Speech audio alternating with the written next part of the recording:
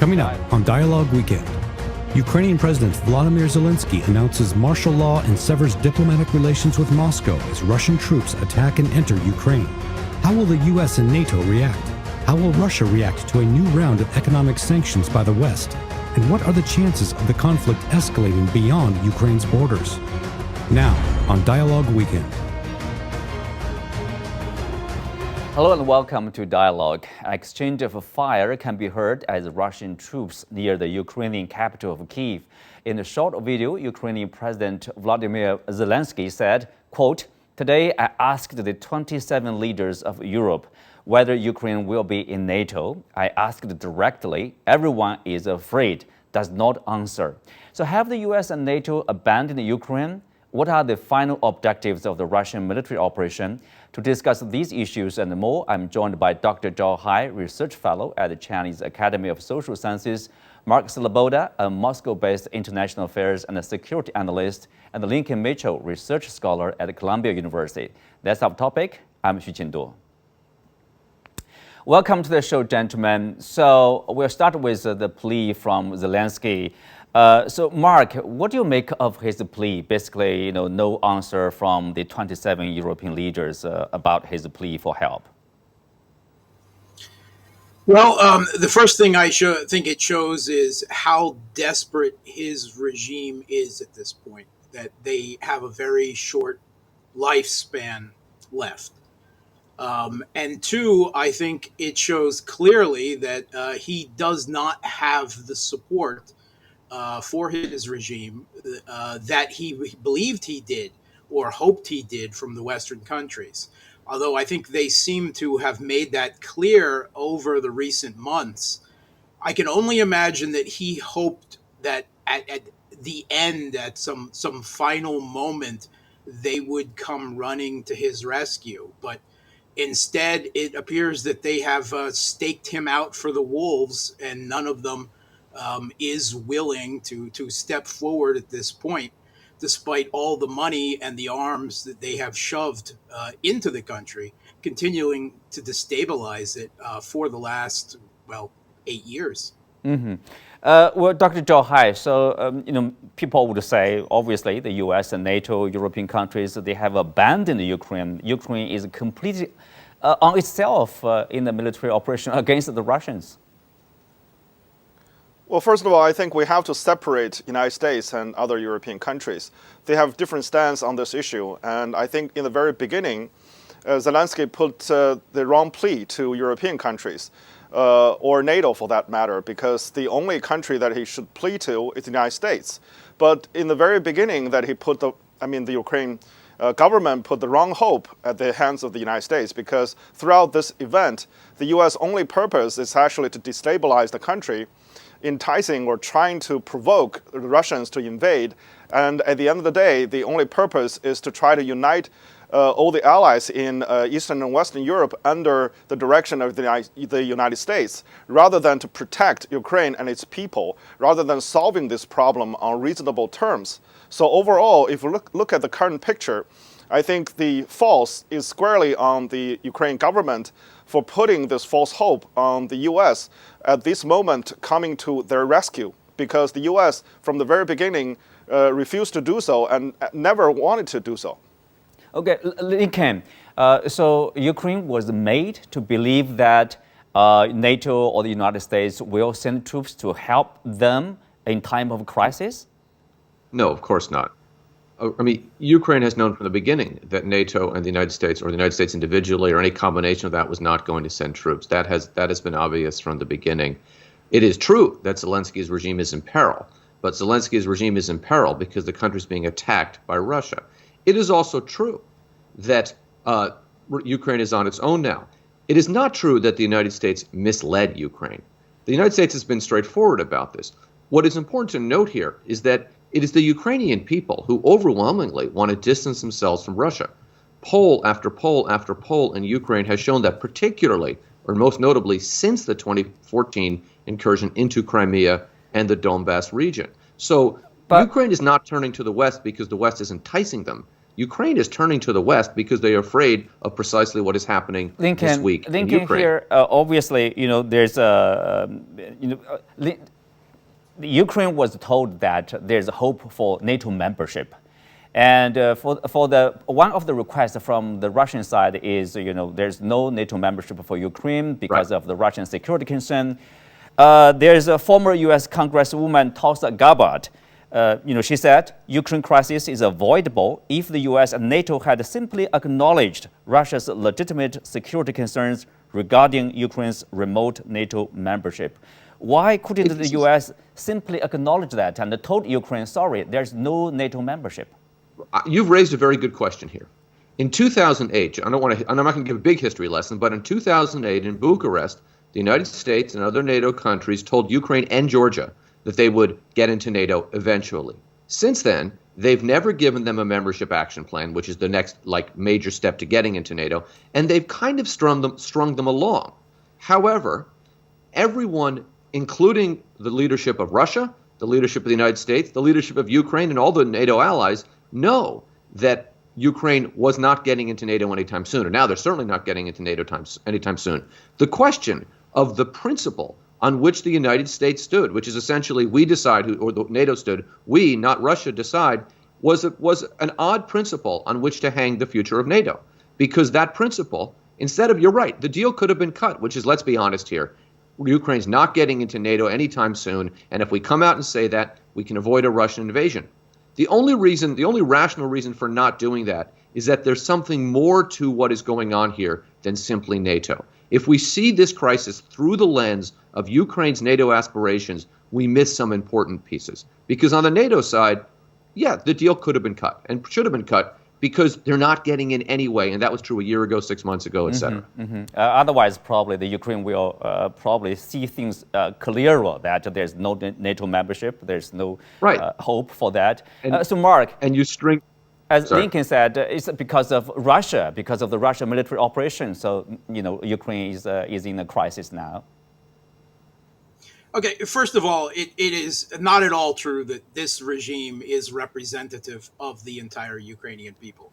We cannot forget that this regime overthrew a democratically elected government and violently and unconstitutionally seized power with a base of support of only about half the country in 2014, and has waged a brutal civil conflict for the last 8 years on its own people in the east of the country, resulting in the deaths. It has killed 15,000 of its own people. So it is absolutely absurd to present this regime as somehow representative. It has hijacked the country, and it is hell-bent on bringing it into NATO because of its geopolitical, ideological intentions. Moscow also, do you think Moscow knows that there's no NATO membership for Ukraine, and thus it's not a threat? It's actually more complicated than that, because what Russia has seen for the last several years is the ongoing de facto NATOization of Ukraine on the ground in military terms. They have seen some 10,000 NATO trainers and advisors in the country, trainers and advisors, quote unquote, shades of Vietnam, up until the last month. The United Kingdom has announced that they are building military bases, naval bases in the country. The UK, of course, being a NATO country. The country has been flooded with arms and weapons that for the last 7 years, the only thing the regime has used them for is to kill its own people in the east of the country in an attempt to subjugate the whole country to its 2014 seizure of power. So that is Russia's concern. Yeah, Dr. Zhao, I think Mark raised 2 points here. One is the 2014. Sorry, it's back to history a little bit. But we know that Orange Color Revolution. We know Victoria Nuland, the current U.S. official, what a role they play clearly. Legal government was overthrown, of course, with or without the U.S. Mostly, people would say with the help of the U.S. probably. And then I understand, Russian side would not be happy with that. And do you see also, just like Mark said, there's a NATO countries' military assistance or militarization of Ukraine, even without the membership, but Ukraine is still a threat to Russia? Well, first of all, there are signs that actually in the past years, particularly last year, there are intensification of cooperation, military cooperation between Ukraine and other NATO countries, particularly the United States. There are trainers, strategic assets deployed in Ukraine. However, I think the story is much more complicated than that, because if we talk about history, we need to go way back to 1997-98 when the NATO started to expand eastward. In that time, and then there are 3 rounds of expansion after that. So if you say that, yeah, maybe it's a remote future for Ukraine to join NATO, however, based on past history, it's very difficult to understand Russia's concern and why Russia is concerned about in the future that ultimately Ukraine will join NATO. And also, if we push further back, the history told us that because Ukraine is a young country and is composed of different parts that spoke different language, have different religious belief and different kind of history. So it's hard to combine that into a modern country and have a working democracy. So right now to say, looking at polls purely and based on that to make decisions, particularly strategic decisions concerning a country's life or death, I think it's too sort of complicated to realize.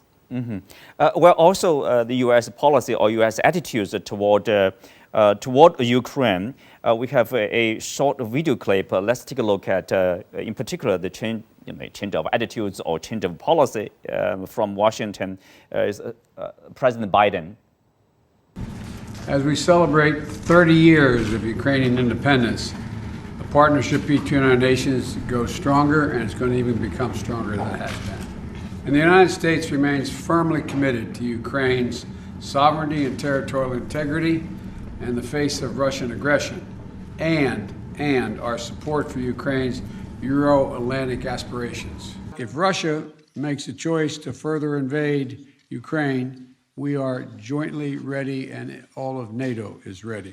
And whatever Russia does next, we're ready to respond with unity, clarity, and conviction. Let me say it again. Our forces are not and will not be engaged in the conflict with Russia in Ukraine. Our forces are not going to Europe to fight in Ukraine. Lincoln, I want your response to that. Obviously, there is a change of tone and also the content. Previously, basically said, we stood with Ukraine if there is an attack, but then they say we will not send U.S. soldiers to Ukraine. Right. He says we stand with Ukraine and we're unified, but we're not. He doesn't make it clear as to what we will do, precisely for the reason you say. And I want to just make a couple points here. There is zero appetite among the American people for another war, especially with a powerful country like Russia. So the idea of sending troops to Ukraine is off the table. If you go out into any street, normal, grocery store, workplace, bus stop in America and say, should we send our soldiers to die for Ukraine? The answer is going to be an overwhelming no. And Joe Biden knows that, and the Russian leadership probably knows that too. I want to just touch on something else, because I agree about this NATOization point that both of my colleagues on the panel have raised. And this is why NATO is important, and this is why Ukraine's NATO membership is important, because Putin is not doing this in Latvia. He's not doing this in Estonia. These are much smaller countries, much weaker countries than Ukraine, but they're NATO members. That's why, and I'm willing to concede it's not unanimous, but that's why a lot of Ukrainians want to get into NATO, and that's why this concerns Putin so much. However, I do believe it's off the table. You raised the issue of the Orange Revolution. I think you conflated the Orange Revolution, which was 2004, and the Euromaidan movement, which was 2014. But there are some similarities, and I would lump the Rose Revolution in Georgia in there as well, and the Tulip Revolution in Kyrgyzstan. Those color revolutions set a tone for Russia-U.S. relationship, the Russia-U.S. relationship that is still very important today. That is understood in Moscow. Washington doesn't understand that. I was very close to those color revolutions. And what always struck me is how people in Washington in the aftermath of that didn't understand Russia's reaction. I'm not saying I supported Russia's reaction, but it's important to understand it. And that is in part what is driving Putin and driving this war today. Well, thank you for that explanation. Dr. Zhou Hai, obviously, if there's apparent reluctance to fight in the European land. So does that somehow encourage in Moscow, maybe we can solve this problem by a military operation here? Well, I think I want to go back just a little bit before I explain this to the point why Washington, after those color revolution and changes in Eastern and Central European countries, didn't understand the standpoint of the Russians. I think because of the Cold War, the U.S. actually lost respect for the Russians, and they think Russian is downgraded to a regional power, and even less than that, because they think through economic lenses and thinking right now Russia's GDP is so small and it's becoming irrelevant in terms of global politics and also in a bigger picture. So I think this disrespect is enraging the Russians, and also it's very dangerous because they no longer respect the opinions of the Russian public as well as their leaders. So that leads to today's crisis because they refuse to reach compromise and put their own feet into the Russian shoes and try to understand their point of view. So back to the military operations, I think yes, because on the one hand, because the U.S. are saying basically they're not put any soldiers into Ukraine, and that makes actually hardened the will of the Russian leader that they could use military solutions on the Ukraine issue. However, I think that's missing the point because most importantly, that the urgency that the Russian leaders feel at this point, they need to move resolutely to solve this problem. I think that's the point, and we need to understand that from strategic level. Well, Mark, tell us about the Russian side, this urgency, why they need to do this military operation now, why they need to stop Ukraine NATO membership, and also, what do the Russians, respond to descriptions like I think it's U.S. Senator McCain, Russian is a gas station masquerading as a nation, but not now probably. Yeah. First, what drove Russia's urgency? Well, it actually hasn't been urgency. It has been 7 long, bloody years of civil conflict in Ukraine with the regime in Kyiv murdering its own people in East Ukraine, right, are ostensibly its own people. And the death toll keeps rising higher and higher.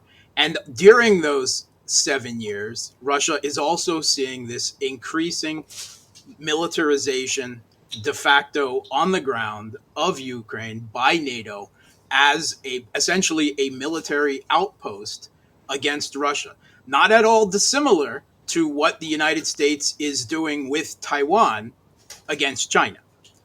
And what Russia made this last-ditch diplomatic effort, saying, we can't say it more clearly, our red lines have been crossed.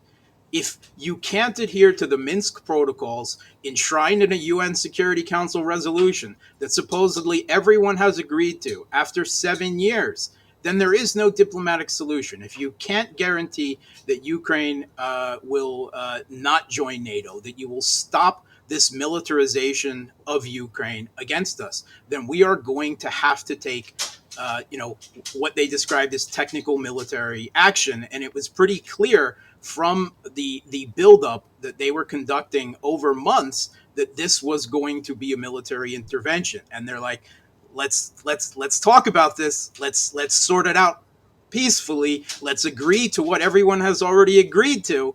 And they received no response, nothing substantive, nothing, offering any real concessions from Joe Biden or his client state in Kyiv, of course. And that is finally, it's not an urgency. It was the last straw after a long period of Russia, giving time for diplomacy that never bore fruit. Okay. Lincoln, obviously now people are trying to figure out, what will happen next as the military operation is going on. U.S. Secretary of State Antony Blinken has said, Putin's goals extend far beyond Ukraine. Is that in general U.S. thinking? So it's something beyond Ukraine? That it certainly reflects the mainstream of foreign policy thinking in the United States. I am not exactly sure what is meant by that. Is the suggestion that Russia is now going to invade another country? I don't know. One piece of this that is important is that this war could move American politics in one of two ways. And we know that Russia has an interest in political outcomes in the United States. So anything that weakens Joe Biden politically is good for Putin, because the Republican candidate in waiting is Donald Trump, who is very close with Putin.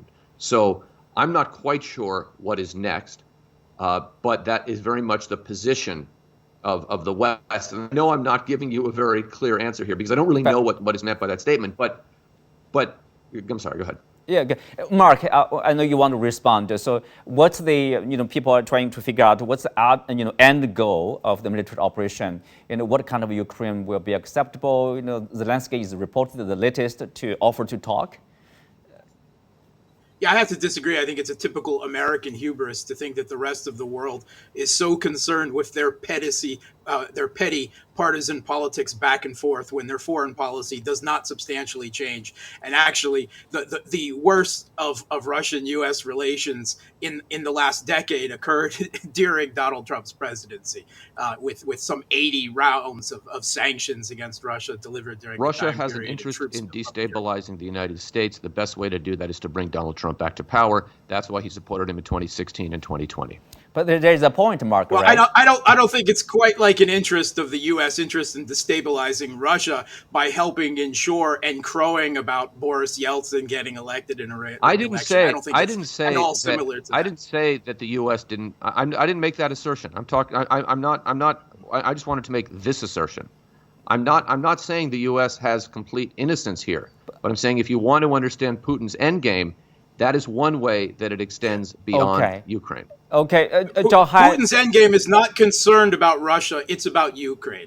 And they are going to regime change the U.S.-backed putsch that was put in there in 2014.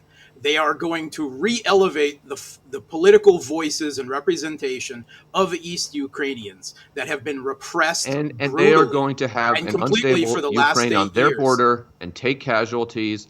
And this may spill over into Russia, where there are demonstrations and arrests of let's have anti-war Dr. Zhao Hai. It's an interesting issue, Zhao Hai. Trump was interviewed to comment on the current situation in Ukraine.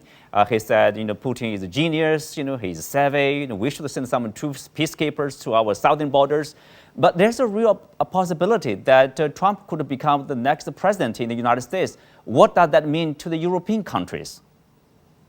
Well, that means that the policy continuity on the U.S. side is very doubtful. It's not trustworthy at this point for a continuation of U.S. strategy throughout the world. You have different presidents, and they may have different strategy, and they may have different strategic focus. So right now, I think it's very dangerous to play the game and relying on the continuation of U.S. Global strategy. And also, it's interesting because when we talk about the past decade of continued deterioration of U.S.-Russia relations, of course, there are factors on both sides. But one thing is that actually, even after the election of Trump is not in full control of his own government. There are elements in his government actually working against his will and against American public opinion and public sort of will. So I think at this point, the U.S. politics is so complicated, it's hard to fathom exactly what will happen next. And literally, I think we have to explain that from a literary perspective, which is that the Russian endgame in Ukraine is very clear, which is to demilitarize and Nazify the country, which means that Ukraine must maintain neutral and do not lean towards one side or the other and remain peaceful and does not constitute a threat to Russian peace and security. Mm-hmm. Mark, I want you to respond to this statement by Secretary of State Blinken from the U.S. saying that Russia's goal is beyond Ukraine. Well, I mean, in a general sense, Russia does have a quite independent foreign policy from the United States. They have prevented a U.S. regime change operation in Syria, despite the U.S.'s continued military occupation of the east of that country. And there are a number of other flashpoints around the world where Russia's foreign policy has contradicted with the pursuit of U.S. global hegemony and primacy. Russia's continued and growing relationship and military strategic partnership with China is certainly one of those areas that the U.S. does feel a great deal of threat. Not, of course, to the continental United States, but to their hegemonic control of the world. They feel it's slipping out of their grasp. So in that sense, I believe that is probably what Blinken really means, whatever else he might be trying to allude to. Mm-hmm. Well, we have the latest that there's a phone conversation between President Xi Jinping and Russian President Vladimir Putin. President Xi expressed its support in Russian efforts to solve the crisis via dialogue. Dr. Zhao, what do you make of that, the Chinese stance here? Well, Chinese stance is very clear and consistent, which is that ultimately we need to find a political settlement on the Ukraine issue because war cannot solve the problem and create more problems. So after this military operation, at some point, Russia needs to stop and needs to sit down with the counterpart in Ukraine and in the West and trying to resolve this and reconstruct a peaceful framework in that region and also throughout Europe. So I think, right now, the most important thing is to stop the military action as soon as possible and come back to the negotiation table and based on the Minsk agreement to design a new framework that can satisfy both sides' security needs. Mm-hmm.